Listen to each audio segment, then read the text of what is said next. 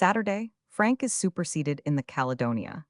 Henry brought us this news yesterday from Mr. Daysh, and he heard at the same time that Charles may be in England in the course of a month. Sir Edward Pollen succeeds Lord Gambier in his command, and some captain of his succeeds Frank, and I believe the order is already gone out. Henry means to inquire further today. He wrote to Mary on the occasion. This is something to think of.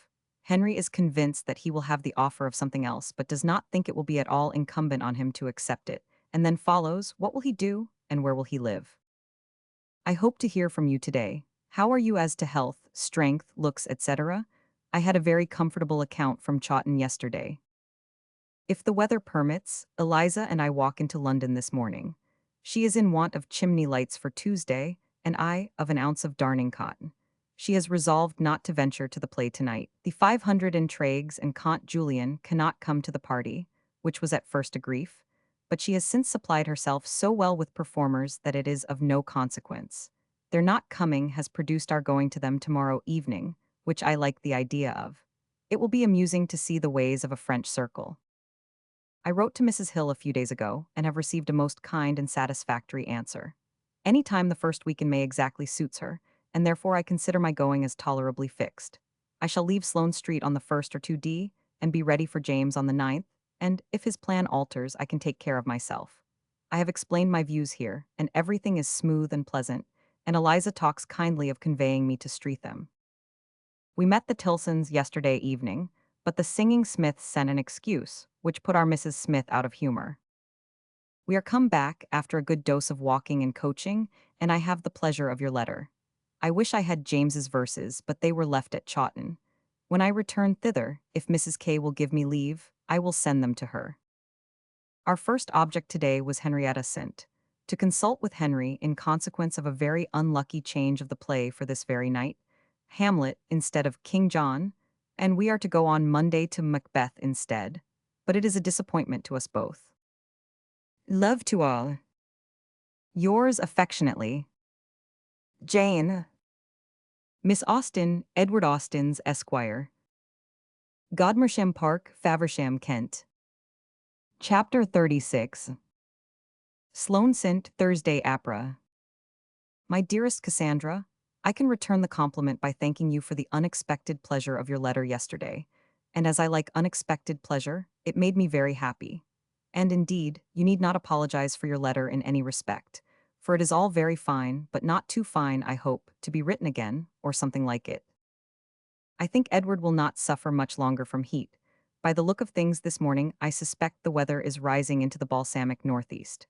It has been hot here, as you may suppose, since it was so hot with you, but I have not suffered from it at all, nor felt it in such a degree as to make me imagine it would be anything in the country. Everybody has talked of the heat, but I set it all down to London. I give you joy of our new nephew, and hope if he ever comes to be hanged, it will not be till we are too old to care about it. It is a great comfort to have it so safely and speedily over. The Miss Curlings must be hard worked in writing so many letters, but the novelty of it may recommend it to them. Mine was from Miss Eliza, and she says that my brother may arrive today. No, indeed, I am never too busy to think of S, and S, I can no more forget it than a mother can forget her sucking child, and I am much obliged to you for your inquiries. I have had 2 sheets to correct, but the last only brings us to Willoughby's first appearance. Mrs. K. regrets in the most flattering manner that she must wait till May, but I have scarcely a hope of its being out in June. Henry does not neglect it. He has hurried the printer, and says he will see him again today. It will not stand still during his absence. It will be sent to Eliza.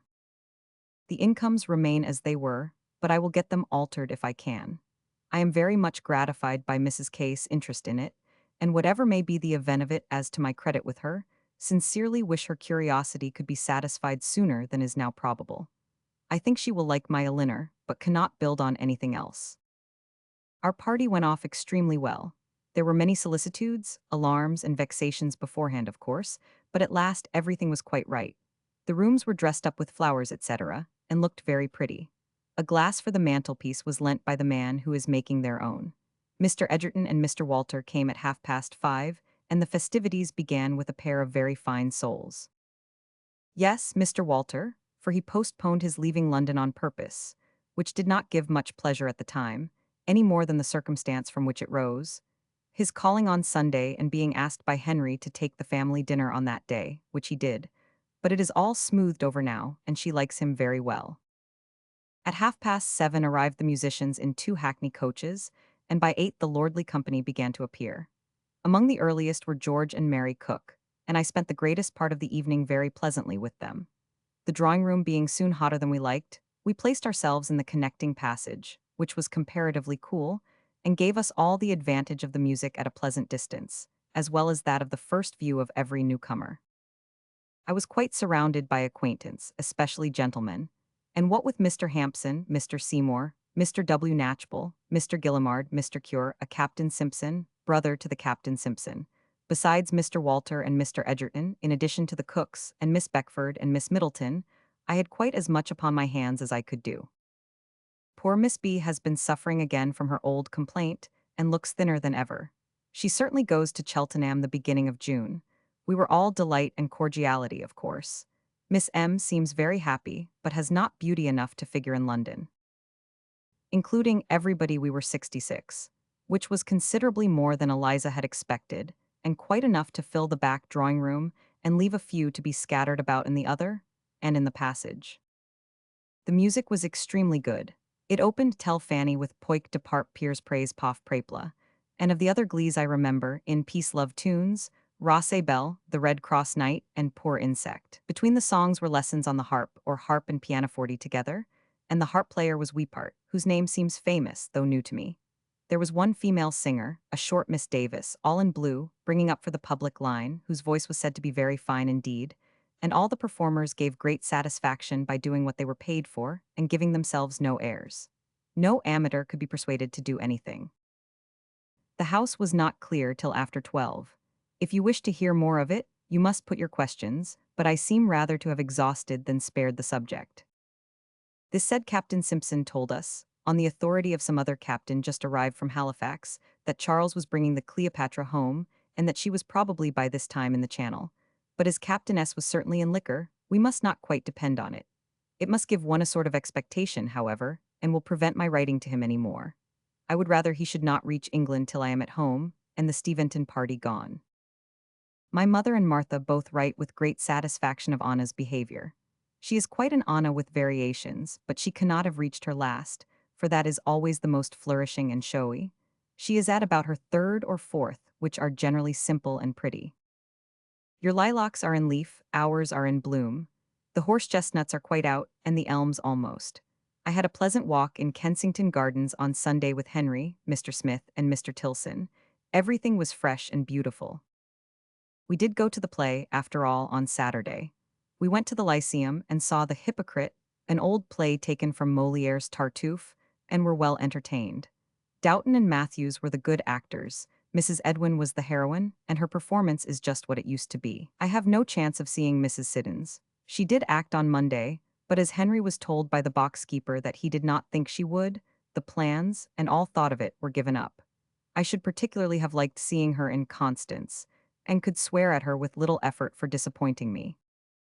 Henry has been to the watercolor exhibition, which opened on Monday, and is to meet us there again some morning.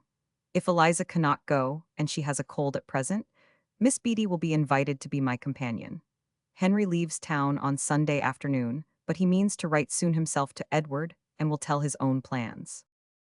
The tea is this moment setting out. Do not have your colored muslin, unless you really want it, because I am afraid I could not send it to the coach without giving trouble here. Eliza caught her cold on Sunday in our way to the 500 in Triggs. The horses actually gibbed on this side of Hyde Park Gate. A load of fresh gravel made it a formidable hill to them, and they refused the collar. I believe there was a sore shoulder to irritate. Eliza was frightened, and we got out, and were detained in the evening air several minutes.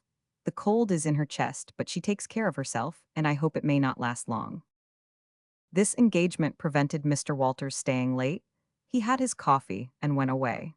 Eliza enjoyed her evening very much and means to cultivate the acquaintance, and I see nothing to dislike in them but their taking quantities of snuff. Monsieur the old Count is a very fine-looking man, with quiet manners, good enough for an Englishman, and I believe is a man of great information and taste. He has some fine paintings, which delighted Henry as much as the son's music gratified Eliza, and among them a miniature of Philip V of Spain, Louis XIV. grandson, which exactly suited my capacity.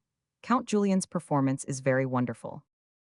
We met only Mrs. Latouch and Miss East, and we are just now engaged to spend next Sunday evening at Mrs. Else, and to meet the 500 in Triggs, but M. Leconte must do without Henry. If he would but speak English, I would take to him. Have you ever mentioned the leaving off tea to Mrs. K? Eliza has just spoken of it again. The benefit she has found from it in sleeping has been very great. I shall write soon to Catherine to fix my day, which will be Thursday. We have no engagement but for Sunday. Eliza's cold makes quiet advisable. Her party is mentioned in this morning's paper. I am sorry to hear of poor Fanny's state. From that quarter, I suppose, is to be the alloy of her happiness. I will have no more to say.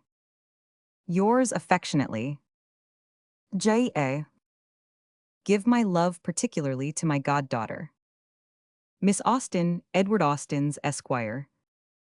Godmersham Park, Faversham. Chapter 37. Sloane sent Tuesday. My dear Cassandra, I had sent off my letter yesterday before yours came, which I was sorry for. But as Eliza has been so good as to get me a frank, your questions shall be answered without much further expense to you. The best direction to Henry at Oxford will be the Blue Boar Corn Market. I do not mean to provide another trimming for my pelisse, for I am determined to spend no more money, so I shall wear it as it is, longer than I ought, and then, I do not know. My headdress was a bugle band like the border to my gown, and a flower of Mrs. Tilson's. I depended upon hearing something of the evening from Mr. W.K., and am very well satisfied with his notice of me. A pleasing-looking young woman. That must do. One cannot pretend to anything better now, thankful to have it continued a few years longer. It gives me sincere pleasure to hear of Mrs. Knight's having had a tolerable night at last, but upon this occasion I wish she had another name, for the two nights jingle very much. We have tried to get self-control, but in vain. I should like to know what her estimate is, but am always half afraid of finding a clever novel too clever, and of finding my own story and my own people all forestalled. Eliza has just received a few lines from Henry to assure her of the good conduct of his mare. He slept at Uxbridge on Sunday, and wrote from Wheatfield. We were not claimed by Hans Place yesterday, but are to dine there today. Mr. Tilson called in the evening, but otherwise we were quite alone all day, and after having been out a good deal, the change was very pleasant. I like your opinion of Miss Aten much better than I expected, and have now hopes of her staying a whole 12-month. By this time I suppose she is hard at it, governing away. Poor creature, I pity her, though they are my nieces. Oh, yes, I remember Miss Emma Plumtree's local consequence perfectly. I am in a dilemma for want of an Emma. Escaped from the lips of Henry Gips. But really I was never much more put to it than in continuing an answer to Fanny's former message. What is there to be said on the subject? Purry-pell or pear-pay? Or Poe, or at the most, pie, pope, pay, pike, pit. I congratulate Edward on the Weald of Kent Canal Bill being put off till another session, as I have just had the pleasure of reading. There is always something to be hoped from delay. Between session and session. The first prepossession may rouse up the nation, and the villainous bill may be forced to lie still against wicked men's will. There is poetry for Edward and his daughter. I am afraid I shall not have any for you. I forgot to tell you in my last that our cousin Miss Payne called in on Saturday and was persuaded to stay dinner. She told us a great deal about her friend Lady Cath Brecknell, who is most happily married, and Mr. Brecknell is very religious and has got black whiskers.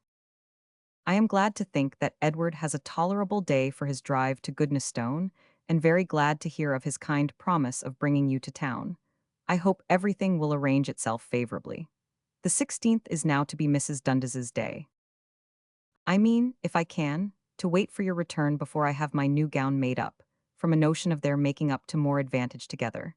And as I find the muslin is not so wide as it used to be, some contrivance may be necessary. I expect the skirt to require 1/2 breadth cut in gores, besides 2 whole breadths. Eliza has not yet quite resolved on inviting Anna, but I think she will.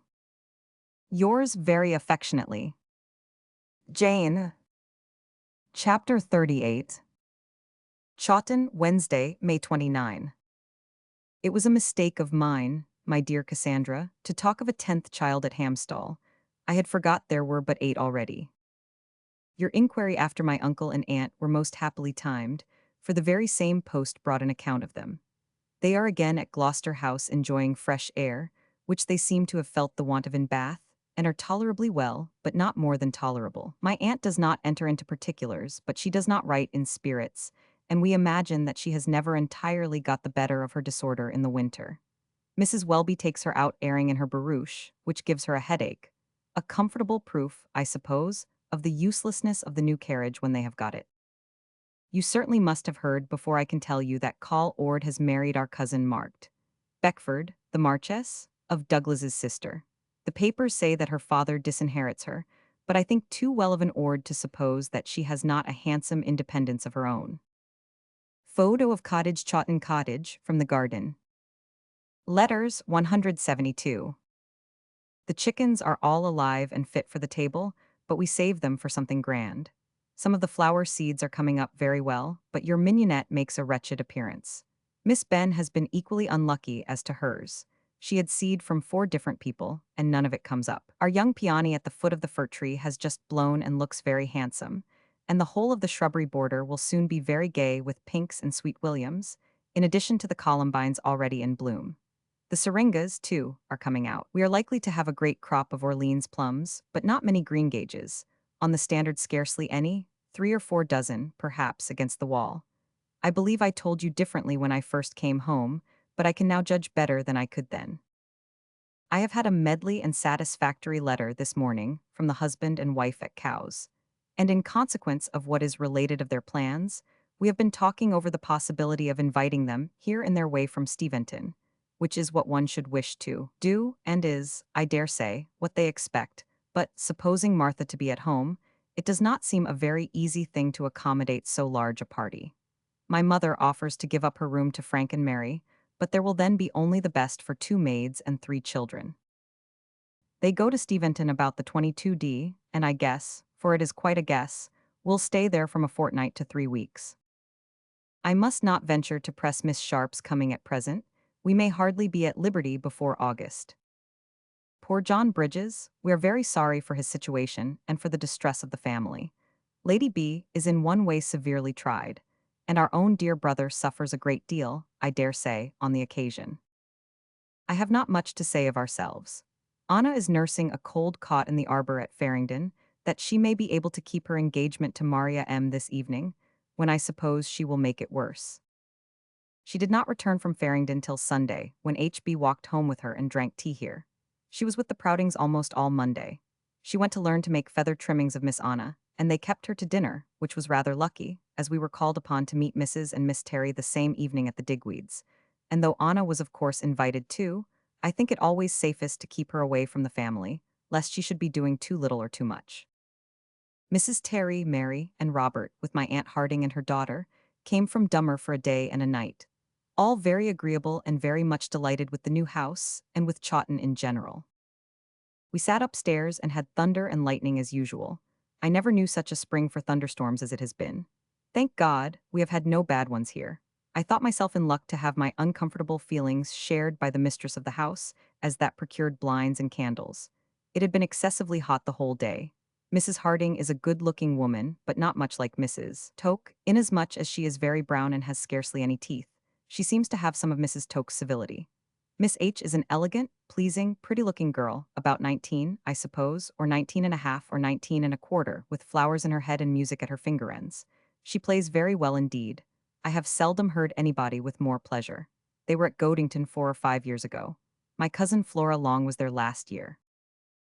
My name is Diana. How does Fanny like it? What a change in the weather. We have a fire again now. Harriet Ben sleeps at the great house tonight and spends tomorrow with us. And the plan is that we should all walk with her to drink tea at Farringdon, for her mother is now recovered. But the state of the weather is not very promising at present. Miss Ben has been returned to her cottage since the beginning of last week, and has now just got another girl. She comes from Alton. For many days Miss B had nobody with her but her niece Elizabeth, who was delighted to be her visitor and her maid. They both dined here on Saturday while Anna was at Farringdon, and last night an accidental meeting and a sudden impulse produced Miss Ben and Maria Middleton at our tea table.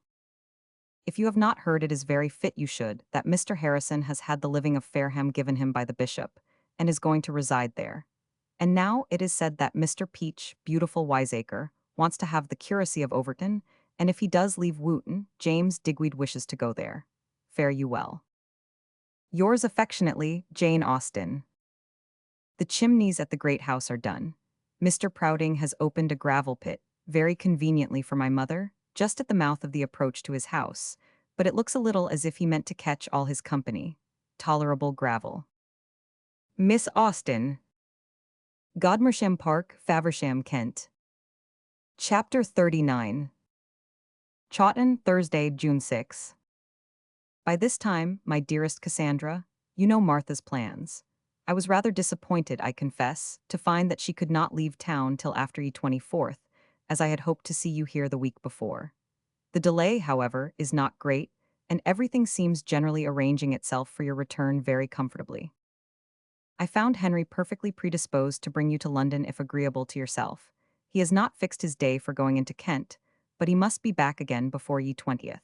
You may therefore think with something like certainty of the close of your Godmersham visit, and will have, I suppose, about a week for Sloane Street.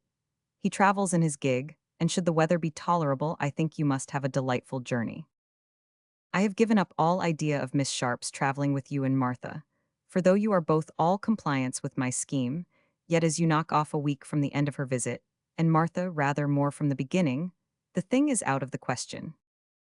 I have written to her to say that after the middle of July, we shall be happy to receive her, and I have added a welcome if she could make her way hither directly, but I do not expect that she will.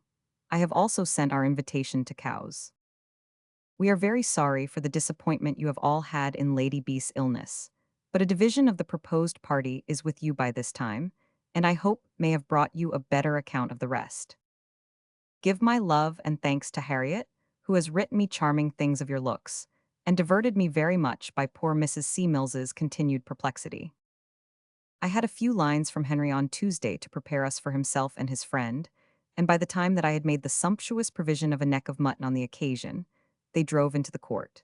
But lest you should not immediately recollect in how many hours a neck of mutton may be certainly procured, I add that they came a little after 12, both tall and well, and in their different degrees agreeable. It was a visit of only 24 hours, but very pleasant while it lasted.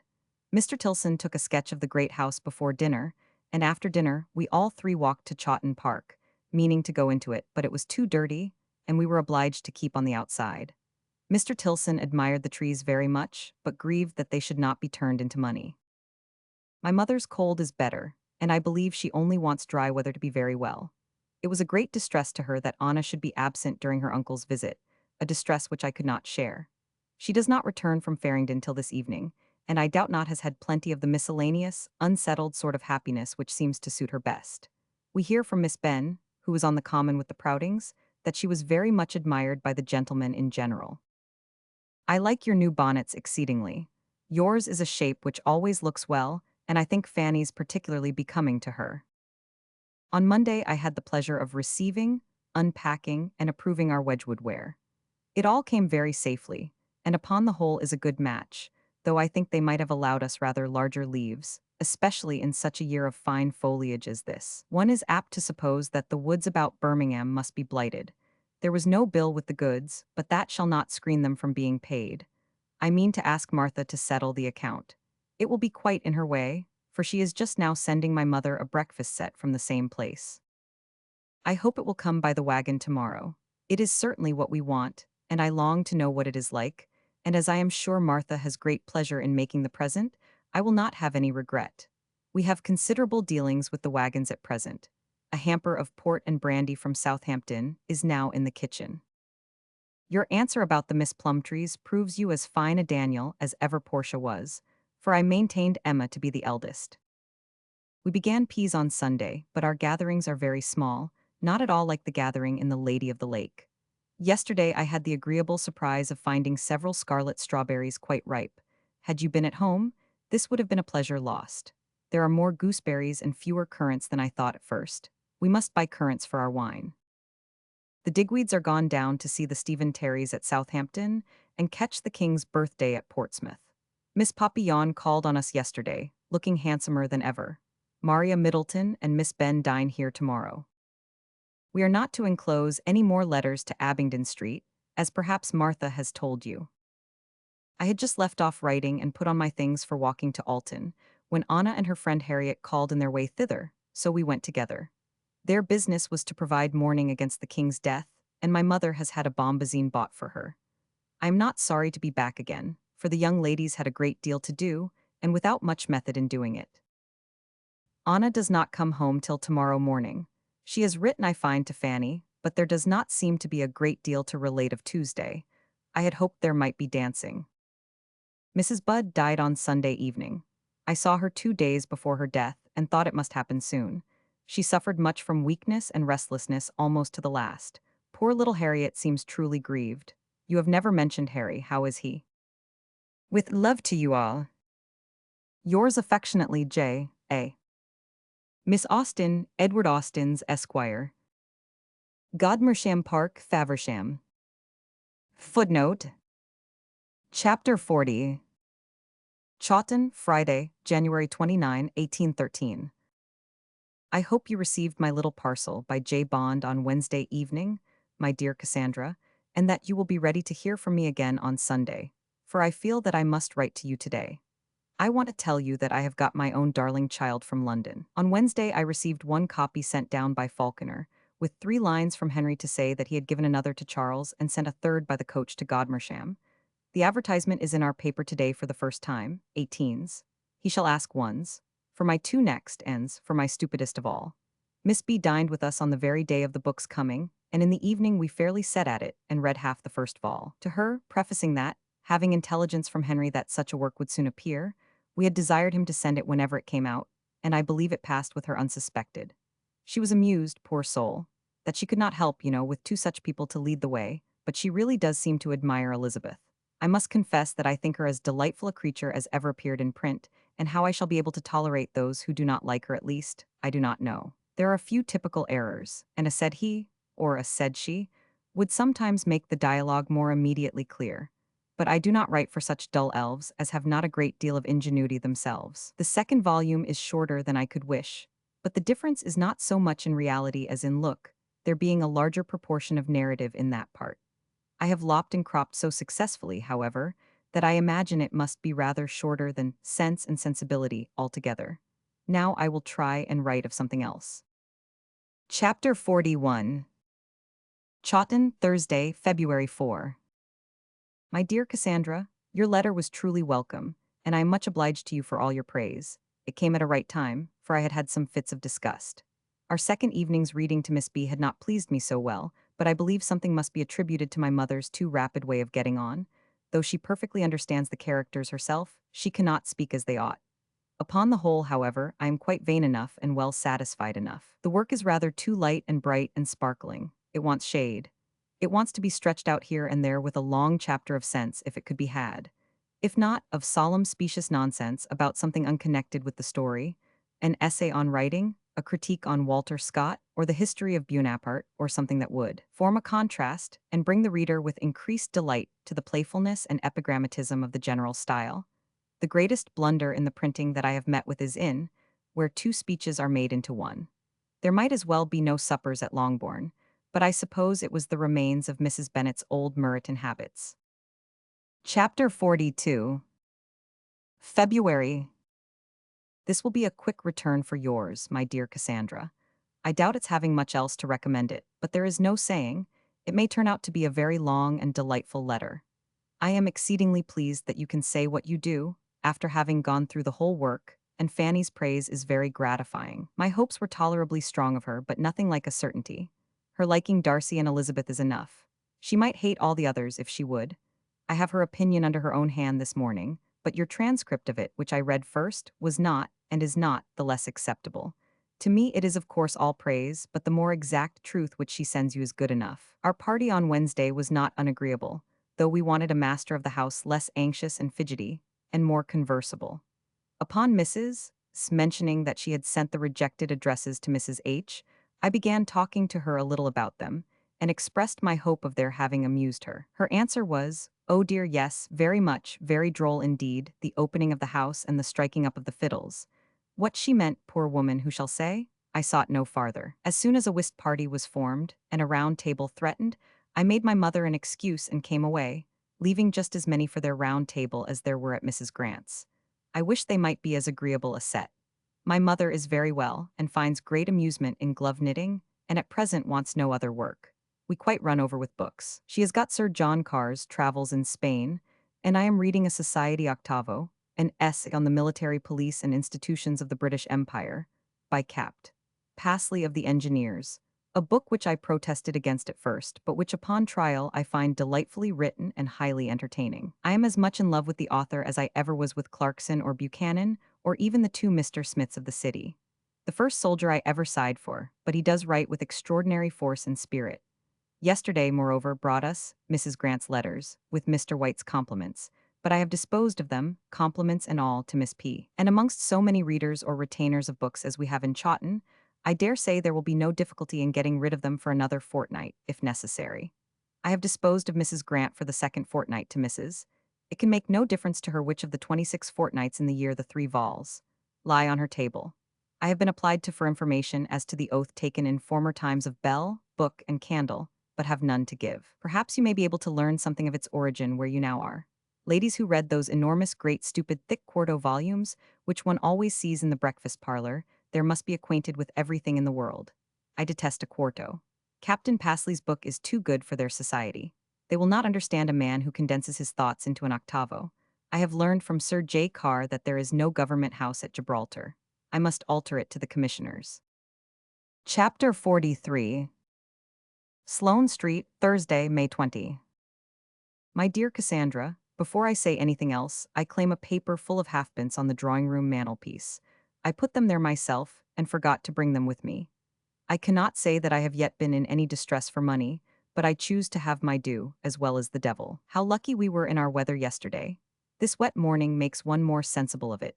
We had no rain of any consequence. The head of the curricle was put half up 3 or 4 times, but our share of the showers was very trifling, though they seemed to be heavy all round us, when we were on the Hog's Back, and I fancied it might then be raining so hard at Chawton as to make you feel for us much more than we deserved. 3 hours and a quarter took us to Guildford, where we stayed barely 2 hours, and had only just time enough for all we had to do there. That is, eating a long and comfortable breakfast, watching the carriages, paying Mr. Harrington, and taking a little stroll afterwards. From some views which that stroll gave us, I think most highly of the situation of Guildford. We wanted all our brothers and sisters to be standing with us in the bowling green, and looking towards Horsham. I was very lucky in my gloves, got them at the first shop I went to, though I went into it rather because it was near than because it looked at all like a glove shop, and gave only 4 shillings for them. After which everybody at Chawton will be hoping and predicting that they cannot be good for anything, and their worth certainly remains to be proved. But I think they look very well. We left Guildford at 20 minutes before 12. I hope somebody cares for these minutiae, and we're at Esher in about 2 hours more. I was very much pleased with the country in general.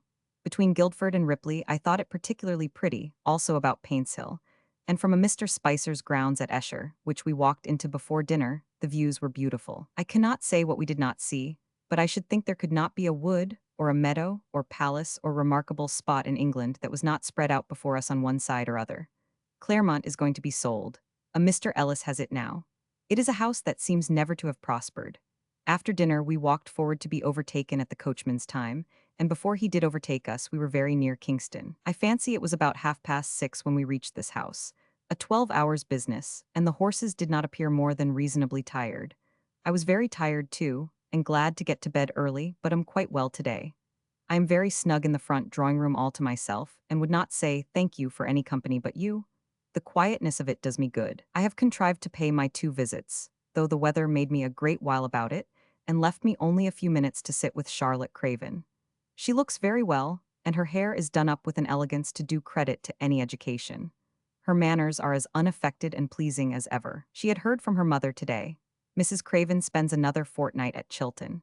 I saw nobody but Charlotte, which pleased me best. I was shown upstairs into a drawing-room where she came to me, and the appearance of the room, so totally unschool-like, amused me very much. It was full of modern elegances. Yours very affectly, J.A. Footnote. Chapter 44. Sloane Street, Monday, May 24. My dearest Cassandra, I am very much obliged to you for writing to me. You must have hated it after a worrying morning. Your letter came just in time to save my going to Remnants and fit me for Christians, where I bought Fanny's dimity. I went the day before Friday to Leighton's as I proposed, and got my mother's gown, 7 yards at 6's, 6D.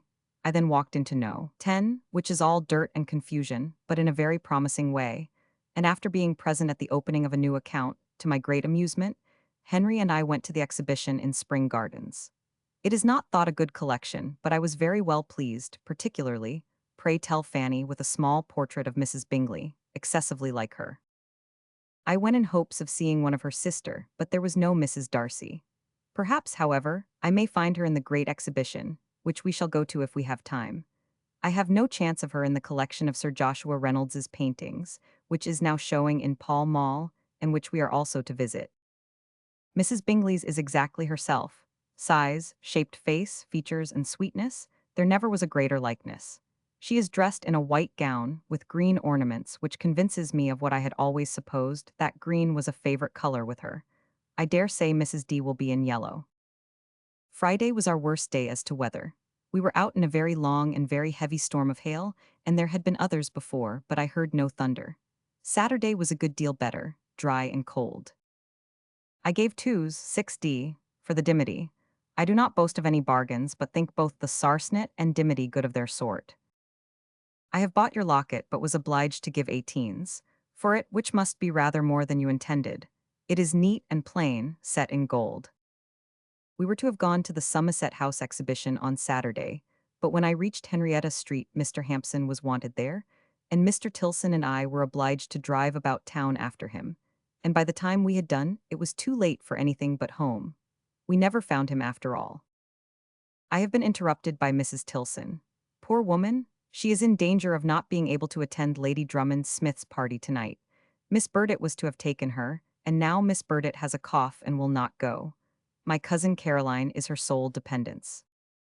The events of yesterday were our going to Belgrave Chapel in the morning, our being prevented by the rain from going to evening service at St. James, Mr. Hampson's calling, Messrs. Barlow and Phillips dining here, and Mr. and Mrs. Tilson's coming in the evening at L'Ordinaire. She drank tea with us both Thursday and Saturday.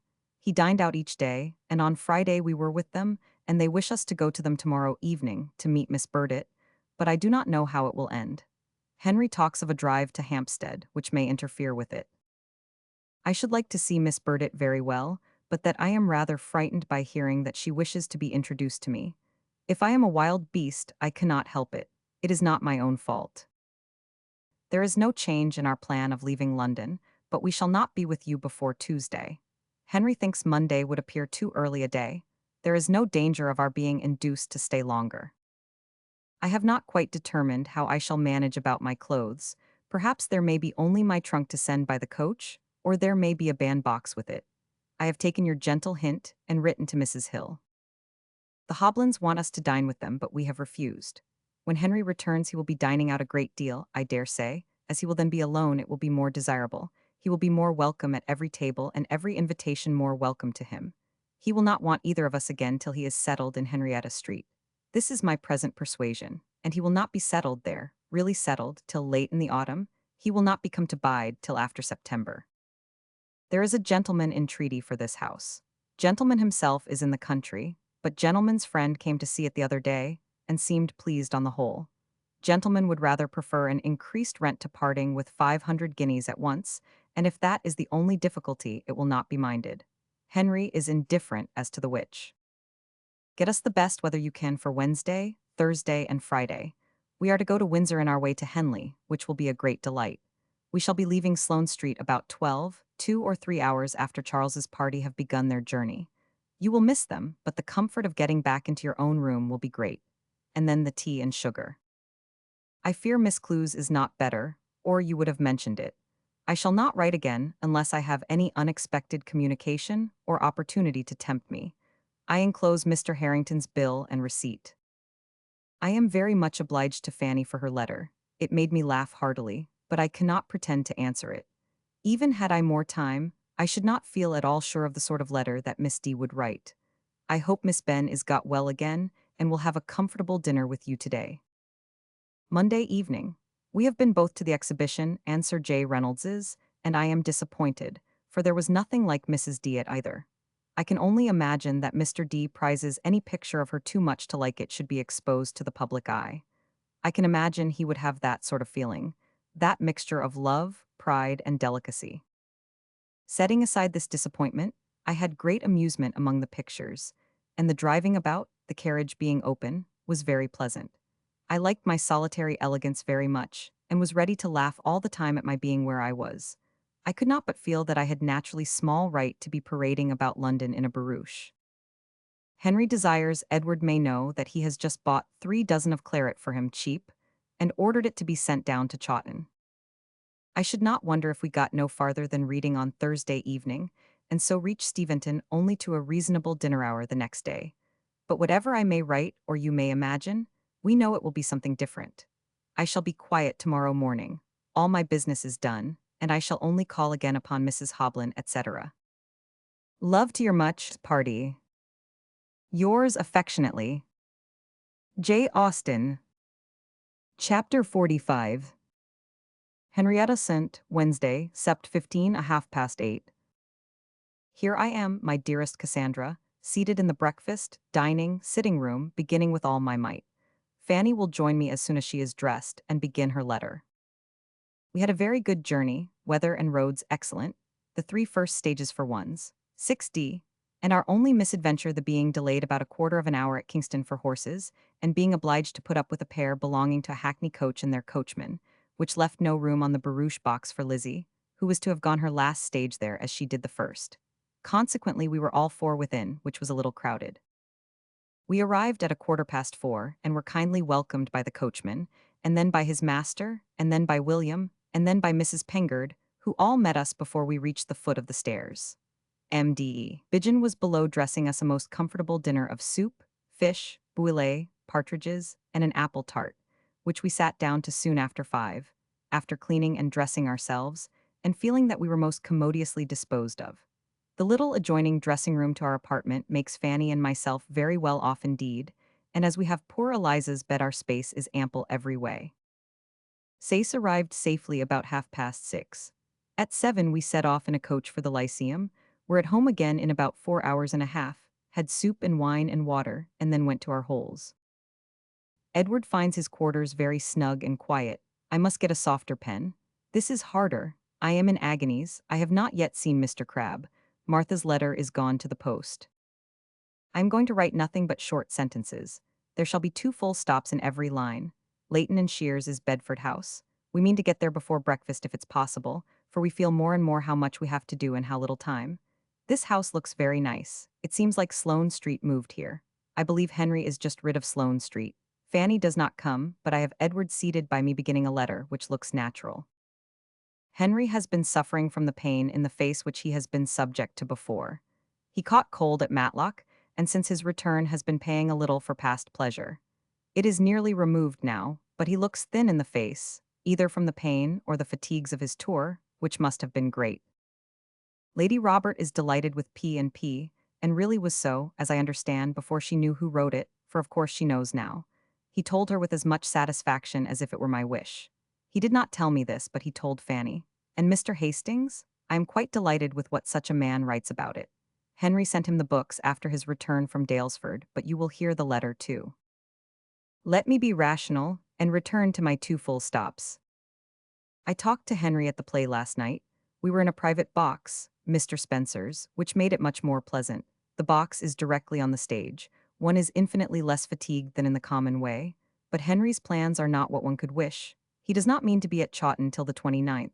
He must be in town again by Oct. 5. His plan is to get a couple of days of pheasant shooting and then return directly. His wish was to bring you back with him. I have told him your scruples. He wishes you to suit yourself as to time, and if you cannot come till later, will send for you at any time as far as Bagshot. He presumed you would not find difficulty in getting so far. I could not say you would. He proposed your going with him into Oxfordshire. It was his own thought at first. I could not but catch at it for you. We have talked of it again this morning, for now we have breakfasted, and I am convinced that if you can make it suit in other respects, you need not scruple on his account. If you cannot come back with him on the 3rd or 4th, therefore, I do hope you will contrive to go to Addlestrop. By not beginning your absence till about the middle of this month, I think you may manage it very well. But you will think all this over. One could wish he had intended to come to you earlier, but it cannot be helped. I said nothing to him of Mrs. H. and Miss B., that he might not suppose difficulties. Shall not you put them into our own room? This seems to me the best plan, and the maid will be most conveniently near. Oh dear me, when I shall ever have done. We did go to Leighton and Shears before breakfast. Very pretty English poplins at 4s. 3D, Irish, ditto at 6s. More pretty, certainly, beautiful.